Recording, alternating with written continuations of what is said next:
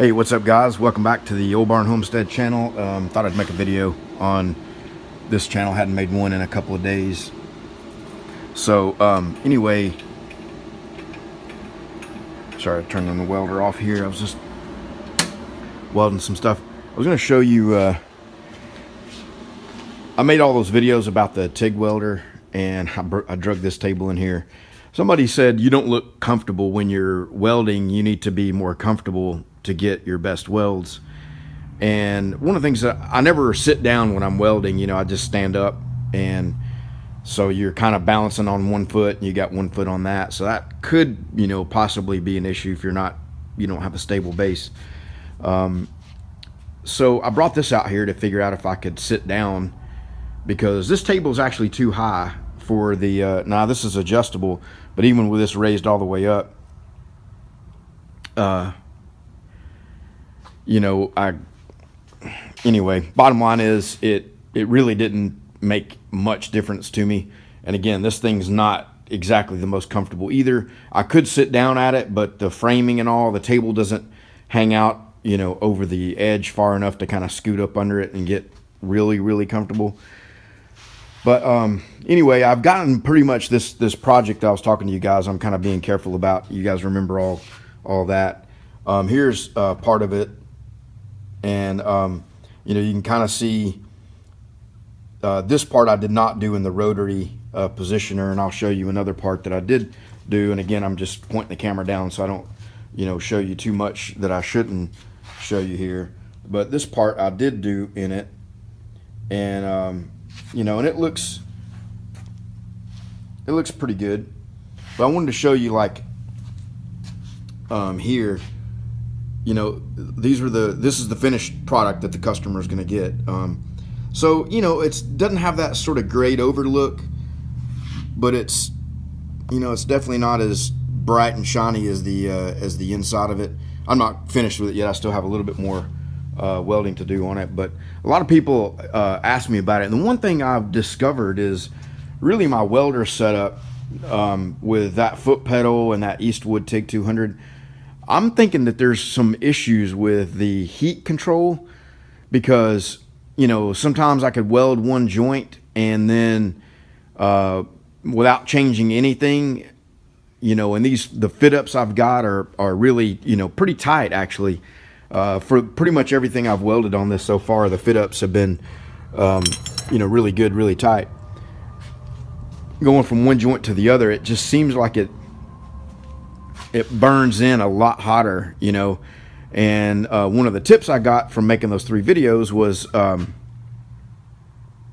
that, you know, let it cool between, you know, don't weld the whole thing up, you know, weld a section and then let that cool, and so you're not putting more heat onto an already heat soaked product. So I did that when I was welding the main body of it up. You know, I would weld one seam, have it all clamped down to my table, let that cool, do something else, come back, and, you know, once it was cool, and weld some more on it. So anyway, this is the only TIG welder I've ever used, and I've never used any other brand, you know, or so I don't know, you know, if this is working like it should or not. But I think, you know, human nature is, anytime you're getting inconsistent results, you automatically gravitate to, well, I don't have the right tool, you know, I don't have the right machine, I don't have the right, you know, whatever. And that's just, you know, that's just how it is. But you see a lot of people that, man, they're really good at making a lot and making really good use out of very minimal tools. And then you got people like me that's got a shop full of really nice tools, and yet sometimes the stuff I come up with is, I'm not going to say it's terrible, but it's not as good as I want it to be. But you know, and let me show you this. And again, I'm trying to show you this without showing you the whole thing. This is what I'm replacing, and this is stainless. Okay, so you kind of get an eye for that, and you know, and I'm going to just kind of show you a little bit here of what it's, you know, what I'm coming up with. Again, it's not finished yet. So anyway, there's me show you another part of it here. There's 200 holes drilled and tapped in that thing, so it's a lot of work. It's about 2 days. There's 250 holes drilled and tapped in it. About almost 2 full days of drilling and tapping. I did every bit of it. Well, I did about 10 holes where I drilled the holes on there and came over to this machine and tapped them on this, and that wore out a tap like quick. And again, with stainless, you have to turn things really slow, and that thing will only go down to 260 RPMs. This will go down to like 65 RPMs.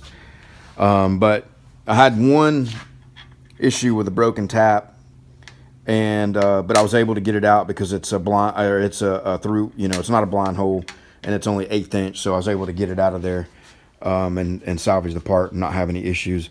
Somebody asked me what brand tap you're using. That's it right there. This is the brand that Fastenal sells. But basically after that, all the rest of them got tapped with one tap, and one drill drilled all the holes, and it's this one right here. This is a cobalt drill that I also got from Fastenal. I think it's pretty much toast. It could probably get touched up on the end and used again, but I never touched it up or anything. So anyway,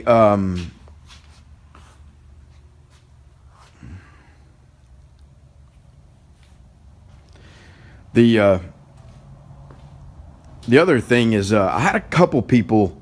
I'll be curious to see what you guys think about this.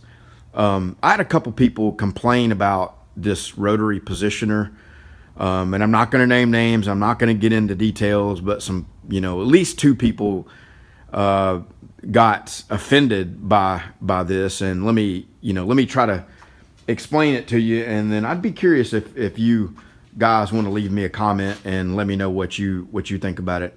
6061.com, you know, I know him. We've you know, trade messages occasionally. I saw his channel when he first started. He made a video of an aluminum flask, I want to say over a year ago, 1.5 years ago, maybe something like that.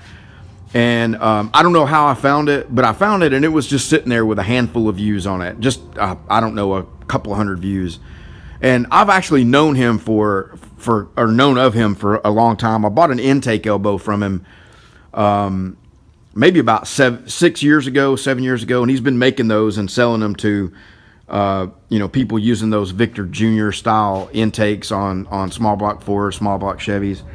They've been making those intake elbows for a long time in different sizes and configurations and all, and really just excellent work.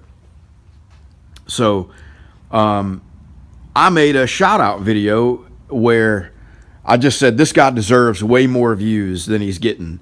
So I made a video maybe 8 months ago, something like that, and just mentioned him, and I mentioned Texas Viking and Jody from Welding Tips and Tricks. You know, everybody knows Jody, but there might be a person here and there that somehow has never seen Jody. You just have to keep in mind, I have people watching my channel that stumble onto my channel that are, you know, they may have found a video where I've just shown some basic thing, and they're not into the whole YouTube thing. They don't know who all these, you know, people are. There's a lot of people actually that just randomly and very mildly watch YouTube, and they don't even know the name Jody. They don't even know Welding Tips and Tricks. Obviously a lot of people do, but there's some people that don't. Anyway, so I'm not trying to take credit for 6061's success on YouTube, but if you watch any of his videos now, oh man, he freaking kills it. I mean, his videos, they're badass, and I've been a big fan of his for a long time. But he'll make a video, you know, on anything really, and it instantly goes viral, you know, relatively speaking, you know. So he has done really well, and I think the little bit of exposure that I gave him helped jumpstart him in the algorithm, you know, because YouTube algorithm, you know, if your channel's not getting promoted well, or your thumbnails and your titles don't get in circulation good, your videos are only going to do as good as, you know, the immediate viewing audience or subscriber base that you have. And what you really want to try to do with YouTube videos is get them to be recommended by YouTube in the algorithm. And once you get a couple going like that, it's easier to get more to do that. And then it's kind of it relies upon your content. How good is it, And, my content is kind of okay, and that's why occasionally if I'm just doing boring stuff around here, I'll throw those little, let's say, I'm going to call them sensationalized titles and thumbnails. Some people call them clickbait, to try to just, make a splash out there. People criticize me for that, but, I'm kind of over, I'm over it. I don't really care. People are going to say what they're going to say. But anyway, my point, my question to you guys, without giving you that long background, is 6061.com has a rotary positioner similar to what I've come up with here. He's used a different, he's got pretty much everything in it is different. But the concept of using a drill to turn a rotary table, I first saw him do it. Now, I've seen other people do it as well, and I've found several videos before I built mine of other people that have done it as well. So, I don't think there's any rocket science about it, but I've never seen 6061 have a set of plans that you could buy. Like, here's the exact link for the clamp and for the, this and that. And then you have to make some kind of arbor or adapter.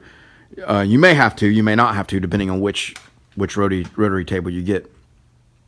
So when I built mine, I did as much research as I could. I went back and watched his video. His video is not even available to the public anymore. I think the only way you can get to it is if you pay $45 for his welding training. Then he's got it included in that. Which is fine. But if you're somebody that's looking for a rotary table, I don't think you're going to find his, unless you're already a paid member of his welding training videos. So anyway, people said, so all I did was I went and recreated it, and I took the time to copy down the links of what I bought and look up part numbers for things that I bought locally, and to come up with a little shopping list with clickable links. And I'm selling it for $5, and some people got real, I'm going to say 2 people were like, oh man, you're copying so-and-so. Well, I mean, really, does anybody copy anybody? And it's not, he doesn't have a competing product. I could kind of see if he had already created his own set of plans. And if he had I would have just bought those.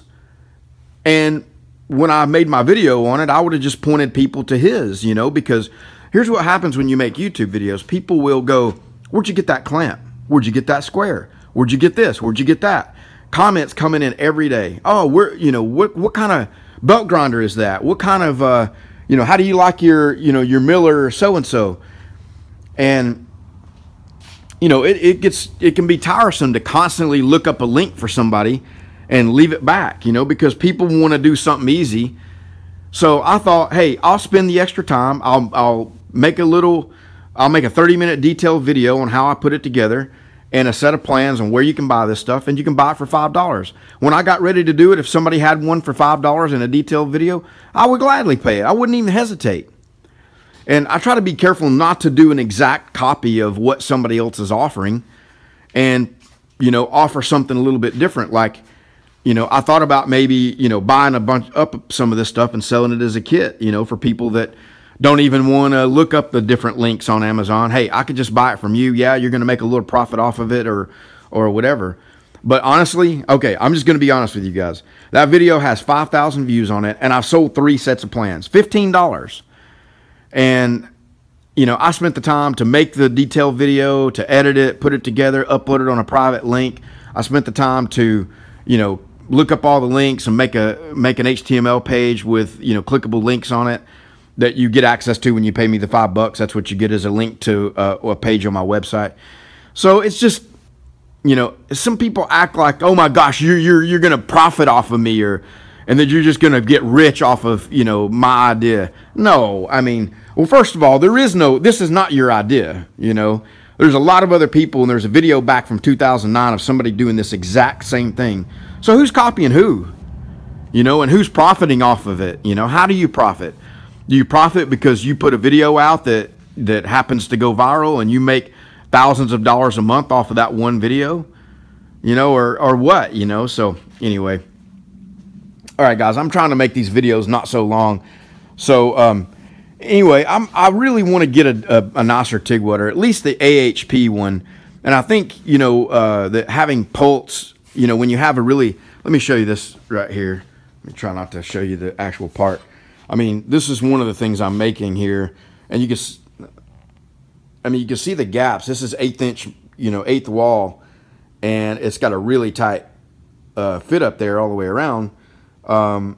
And you know, there's no reason why I could not weld that without filler wire. You know, put it in the positioner probably to help me. You know, I don't know if I could use it in the positioner, but set the welder on pulse and just pulse fuse that all the way around. This is not a structural item. It just needs to be sealed up. So, you know, if it's slightly undercut or whatever, you know, because you didn't put filler in it, then that's not a problem at all. But my machine doesn't have pulse, and I have this issue where I'm really suspecting that either in the pedal or the welder itself is not accurately controlling the heat on a consistent basis, especially when you get down under 100 amps. It just doesn't seem right. You know, I had the foot pedal set on 30 amps when I was welding. I can't remember what it was. It might have been this. Yeah, I think it was that right there was welded on 30 amps. So it just, it seems like it's not right, you know, that even though the pedal says 30 amps, that it's really on 70 amps, you know. And I don't know of a good way to recalibrate that pedal. So anyway, guys, I'm going to end this one, and let me know what you think about me coming up with the plans. And, you know, and I don't mean to, you know, I mean, somebody's always going to be butthurt over something. Somebody's always going to think somebody's, you know, taking advantage of somebody and ripping it off. It's just the victimhood mentality. Everybody's a victim of everything. And, you know, some people might say I'm copying, but I think I'm just being opportunistic in the market, you know. And I'm just trying to help people out. If, you know, there's a lot of people that would want to build this and pay $5 to see, you know, okay, well, yeah, it's here's a quick list of what I need to buy.